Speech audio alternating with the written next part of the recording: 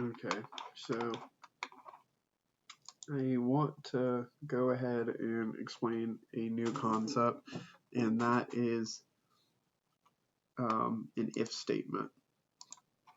So how if statements work is if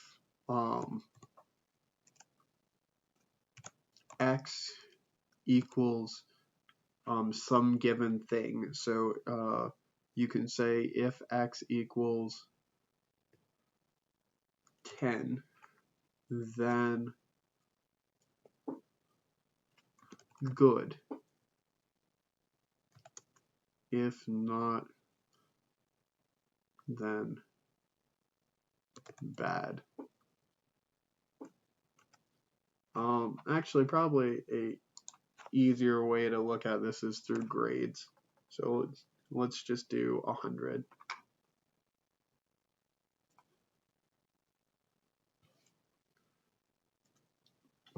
So we're going to use one input on this. So we're going to say input 1. So this is going to be just be like view it as an average on someone's grade. So we'll just say this is 100. So then we would just say equals if this equals 100, then the comma is then. You have to put parentheses around it, then good. And this is if not. So another comma, parentheses, bad. So this is saying, let me remove this dollar sign.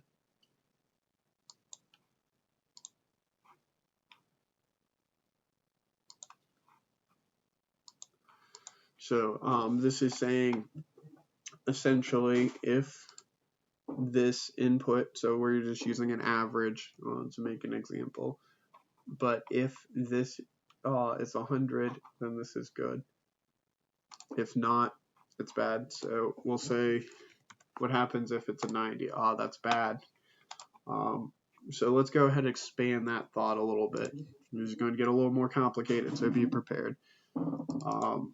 So we'll go if, and we're going to just use a 10-point scale for this. So if x is less than, if x is greater than 90, then A. If not, then it's going to be bad. We're just make it slightly more complicated. So what that's going to do is say equals if this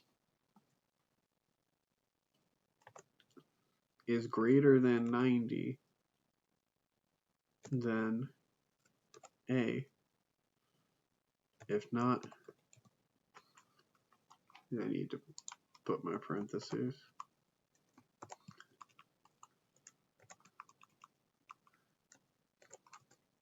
And see, the reason this is saying bad, you're like, well, but it's 90. Well, that's because I said if it's greater. So you can put this where it's greater than or equal to.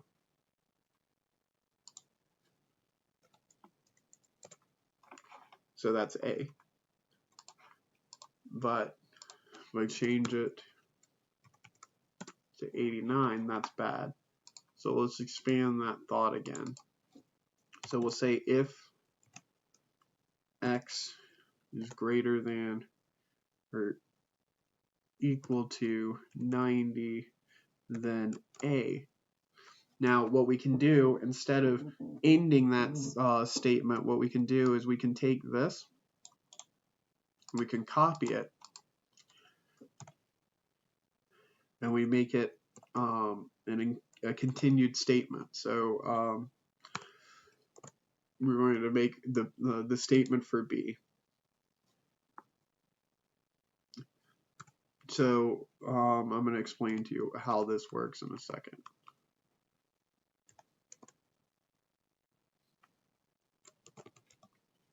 It's not bad.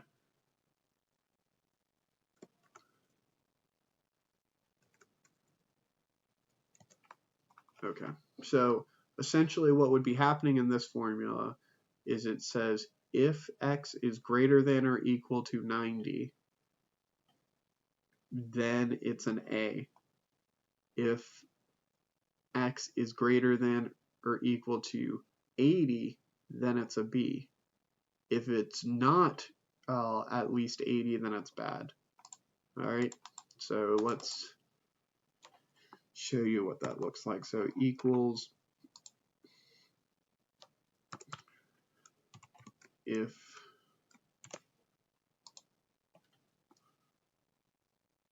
greater than or equal to 90,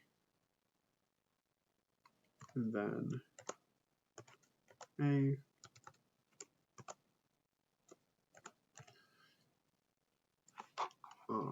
I'm lazy, so I always copy and paste.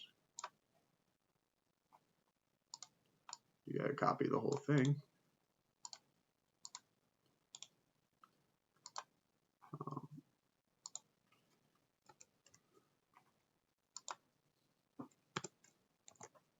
So then we'll say bad.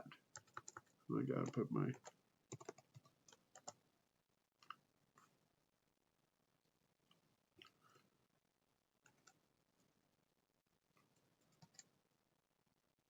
so you see how that works? That is now bringing it to a B. Where if I remove that and bring it to a 79, it's just bad. So let's go ahead and go back to 90, and let's go back to 100.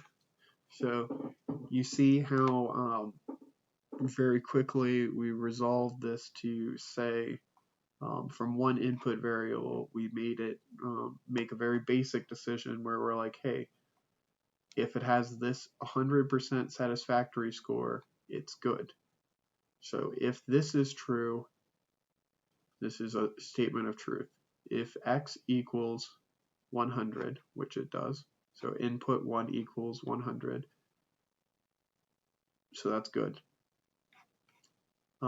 This is very simple. I'll show you some use cases later on, but this is used a lot more often than people would think. Then I moved on to the second case where you're pointing out if x is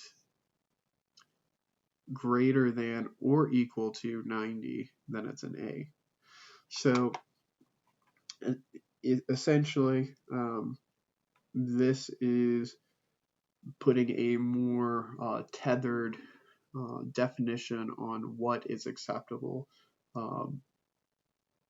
So, you know, in the workplace, this is often for like the acceptable error rates, because no one does everything perfect all the time, but this is the acceptable margin of error. And then moving down to the latter one, this is just showing how you can expand this variable on to different slots of groupings of data. So I know that that's probably a little complicated, but so this is just blocking out into two groups of 10, where anything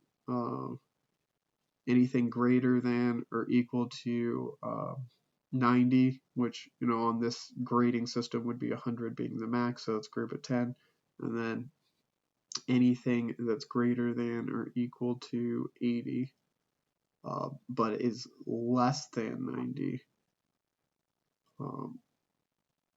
is going to be a B. And then anything under that's going to be bad. So now we could expand this on to the full grading scale.